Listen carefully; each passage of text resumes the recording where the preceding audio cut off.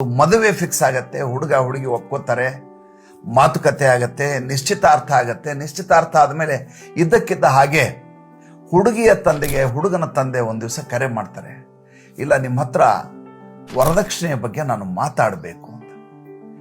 ಹುಡುಗಿಯ ತಂದೆ ಗಾಬರಿ ಆಗಿಬಿಡ್ತಾರೆ, ಏನು ಕೇಳಬಹುದು, ಏನು ಕೇಳಿದ್ರೆ ಏನು ಉತ್ತರ ಹೇಳೋದು ಅನ್ನುವಂಥ ಆತಂಕದಲ್ಲಿ ಹುಡುಗನ ಮನೆಗೆ ಹುಡುಗಿಯ ತಂದೆ ಹೋಗ್ತಾರೆ. ಹೋದ ತಕ್ಷಣ ಚಹಾ ಎಲ್ಲ ಕೊಟ್ಟು ಹುಡುಗನ ತಂದೆ ಹೇಳ್ತಾರೆ, ನಮ್ಮದೊಂದು ಕಂಡೀಷನ್ ಇದೆ, ಮದುವೆ ವಿಷಯಕ್ಕೆ ಷರತ್ತಿದೆ. ಏನು ಷರತ್ತು ಅಂತ ಹೇಳ್ತಾರೆ, ನೀವು ಎಷ್ಟು ಕೊಡ್ತೀರಿ, ಏನು ಕೊಡ್ತೀರಿ ಅನ್ನೋದ್ರ ಬಗ್ಗೆ ನಮ್ಮ ಯಾವುದೇ ರೀತಿಯಾದಂಥ ನಿರ್ಬಂಧ ಇಲ್ಲ, ಯಾವುದೇ ರೀತಿಯ ಷರತ್ತಿಲ್ಲ. ಆದರೆ ಒಂದು ಷರತ್ತಿದೆ, ಏನಪ್ಪ ಅಂದರೆ ನೀವು ಏನನ್ನ ನಿಮ್ಮ ಅಳಿಯನಿಗೆ ಕೊಡಬೇಕು ಅಂತ ಮಾಡಿದರು, ಅಂದರೆ ನನ್ನ ಮಗನಿಗೆ ಕೊಡಬೇಕು ಅಂತ ಮಾಡಿದರು, ಅದು ಒಂದೇ ₹1 ಸಾಲವನ್ನು ತೆಗೆದುಕೊಂಡು ನಮಗೆ ಕೊಡಬಾರದು. ಅಷ್ಟೇ ಅಲ್ಲ, ನೀವು ಮದುವೆಯನ್ನು ಎಷ್ಟು ಸಡಗರದಿಂದ ಮಾಡ್ತೀರಿ, ಎಷ್ಟು ಖರ್ಚು ಮಾಡ್ತೀರಿ ಅನ್ನೋದ್ರ ಬಗ್ಗೆ ನಮ್ಮ ಯಾವುದೇ ರೀತಿಯಾದಂಥ ನಿರ್ಬಂಧ ಇಲ್ಲ, ಷರತ್ತಿಲ್ಲ.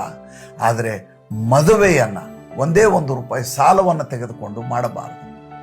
ಯಾಕೆಂದರೆ ನನ್ನ ಮನೆಗೆ ಬರೋದು ಲಕ್ಷ್ಮಿ, ನಿಮ್ಮ ಮಗಳು ಲಕ್ಷ್ಮಿಯಾಗಿ ಬರಬೇಕು, ಸಾಲವನ್ನು ಹೊತ್ಕೊಂಡು ಬಂದಂಥ ಸೊಸೆಯಾಗಿರಬಾರದು. ಹುಡುಗಿಯ ತಂದೆಯ ಕಣ್ಣಲ್ಲಿ ನೀರು ಬಂದ್ಬಿಡುತ್ತೆ. ಈ ರೀತಿಯಂಥ ಮನೆಗೆ ನನ್ನ ಮಗಳನ್ನ ಕೊಡ್ತಾ ಇದ್ದೇನಲ್ಲ, ಇದಕ್ಕಿಂತ ಮಾನವೀಯತೆ ಏನಿದೆ ಅಂತ ಆತ ಸಂಭ್ರಮದಿಂದ ಹುಡುಗನ ತಂದೆಯನ್ನು ತಪ್ಕೋತಾರೆ, ಬರಸೆಳಿತಾರೆ. ಇಬ್ಬರ ಕಣ್ಣಲ್ಲಿ ನೀರು ಬರುತ್ತೆ.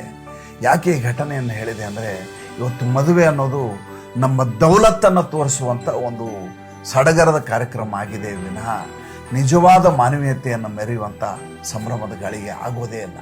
ಅಷ್ಟೇ ಅಲ್ಲ, ನಾವು ಮದುವೆ ಮನೆಯಲ್ಲಿ ನೂರಾರು ಖಾದ್ಯಗಳನ್ನು ನೋಡಿ ಇನ್ನಿಲ್ಲದ ಹಾಗೆ ಜಿಹ್ವಾ ಚಾಪಲ್ಯದಿಂದ ಕಂಡ ಹಾಗೆ ಭಕ್ಷ್ಯಗಳನ್ನು ಹಾಕ್ಕೋತೀವಿ, ಅರ್ಧಕ್ಕಿಂತ ಹೆಚ್ಚು ವೇಸ್ಟ್ ಮಾಡಿಬಿಡ್ತೀವಿ. ದೇಶದ ಆಹಾರವನ್ನು ನಾವು ಈ ರೀತಿ ದುರ್ವಿನಿಯೋಗ ಮಾಡಬಾರ್ದಲ್ವಾ? ಆಲೋಚನೆ ಮಾಡಿ ನೋಡಿ.